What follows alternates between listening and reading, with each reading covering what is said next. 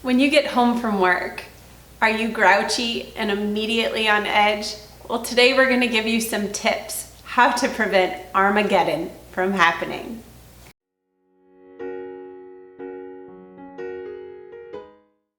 Joining me today is my husband Kyle, and I'm Tiffany of The Self-Motivated Child. And we're going to talk about what happens when you're doing your transition in the evening from work to home and you or your spouse are grouchy, tired, snapping. So here we go. Kyle, why don't you share the first part? Okay. One of the very first things that you need to do is actually recognize the fact that you or your spouse are this way, right? It's a pattern, it's a habit pattern. When you or your spouse come home from work or from a long day, and you can just sense that there's some tension where every little thing just kind of sets you off. Like there's some toys on the floor, or a chair wasn't pushed in, and your immediate response is to yell or something like that. So you need to first recognize the fact that it's happening before you can really address ways to fix it. Yeah, and you need to recognize it in your spouse as well, so that you both have that conversation ahead of time. So after you have discussed with your spouse or recognized in yourself that you have this grouchiness happening, then you need to figure out ways to cope.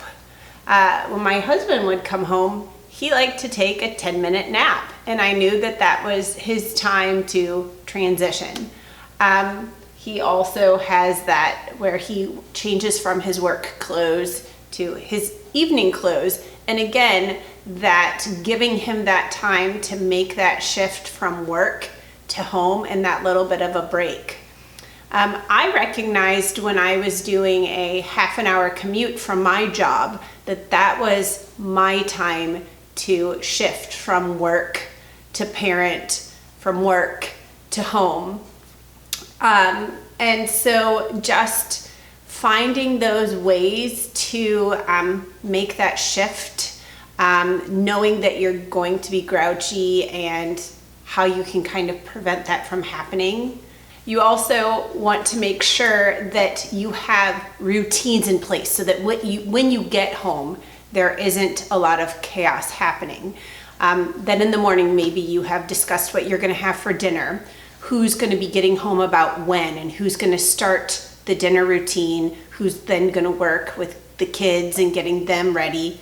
How are the kids going to help? Again, it's not just you and your spouse, it's your kids as well. How is everybody going to work together in the evening to prevent that chaos, and so that the work gets done and everybody gets that break that they need?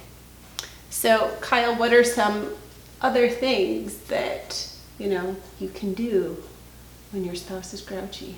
So some of the things that you can do when at the end of the day, besides the routines, right? So those routines are the habitual things, and those work oftentimes, but there are some days where you just have a bad day. Now, either you recognize that in yourself or you recognize that in your spouse. And basically, when you get the sense that either within yourself or your spouse, you're getting to that point where you know that you're going to be super grouchy, take a break. Do something else. Go have some quiet time, or recommend to your spouse, like, hey, I got it, you go take a break. Hey, I'll take care of dinner, or hey, I will make sure that the kids get their homework done. Just go do something else because you're not being helpful to the situation.